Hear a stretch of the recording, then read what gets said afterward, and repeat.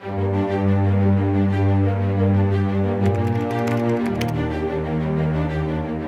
work at the Sky Harbor Airport. Basically, I'm a fueler, been a fueler for 6.5 years. I've gotten $1.12 in raises in the last 6 years. That's not enough.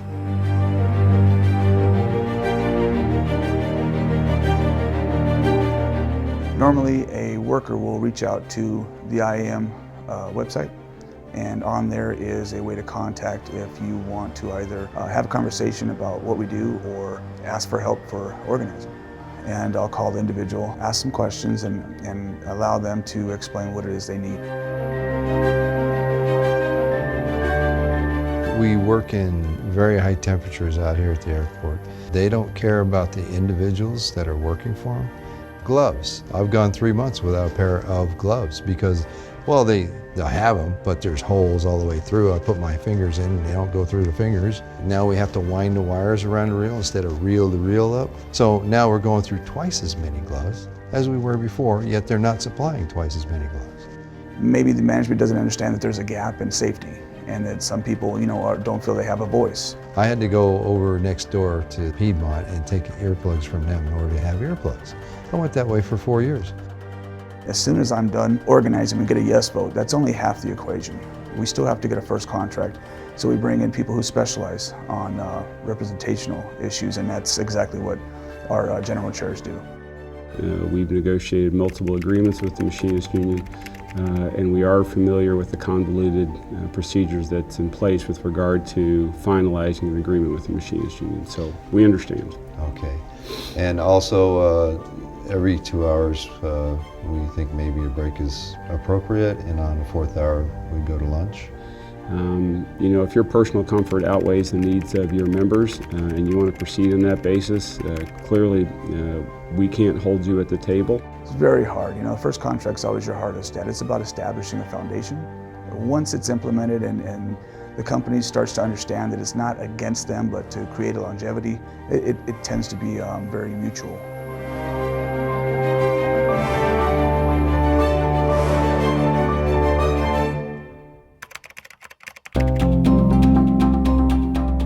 We're always told that we're really profitable.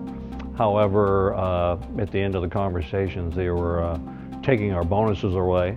The next time we'd have a meeting, it would be how profitable we were. However, we're taking another incentive away. Somebody from the company finally was fed up, came down to the union hall and put the bug in their ear that, hey, we were unhappy at Cadence Aerospace and we want to make a change. I came out of the parking lot one day. There were organizers out there. I stopped, picked up a pamphlet. That triggered off many meetings that the company paid for union busters to come in and tell us that we didn't need the union.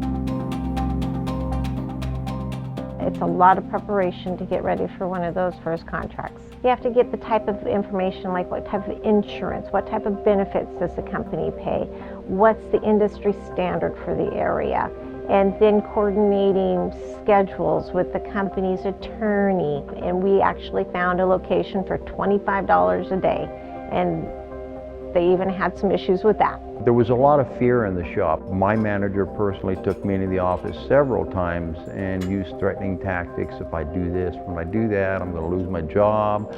It was hard to sit across the table from the people that you work hard for, listen to them tell you what you're really not worth, and then go back and continue to do a good job for them. I think the reason that we need organizing is so that companies can't just have a free-for-all over people's livelihood, take away their bonuses, freeze their wages, not match their 401k programs. One of the hardest things to do in the shop was convincing everybody that we had rights and that we could do certain things. I think what it took was just a few of us to stand up and do those things, and when they saw that we came through unscathed, they started to develop that boldness that it required to get out there in front of your boss and tell them, no, I've had enough. The union set us straight on what the laws were through the National Labor Relations Board, and we confronted management with them. We noticed that the company really did discriminate against women and people of ethnic backgrounds. There was one individual that hadn't had a raise in 18 years, and his counterparts that had just gotten hired were making $3 more an hour than him. How is that justified?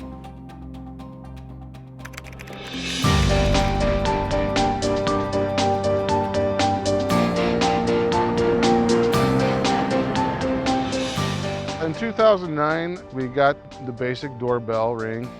Somebody had contacted the union, wanted the union to come in and talk to us. With all the service contracts that happen between us every 2 years, we can have bridge agreements between the union and the companies that go along, which will keep us in line with our CBA. We have to renegotiate a bridge agreement with that company because a lot of times what happens is they'll try to reduce costs and overhead. So we have to sit down with them and make sure that the health care remains the same, if not better. We've had issues with medical benefits going from SCA to SCA, and the union was behind us and stood behind us and stuck to their guns. So we went down to Seattle and we did the bridge agreement, and L3 came in there and was throwing this huge $1,000 a month medical insurance plan at these guys that were young still. And this was just for 10 people. You know, most of the majority of the people, 180 people already had medical insurance, but we were going to stand in solidarity for those 10 people to ensure that they were getting what they deserved.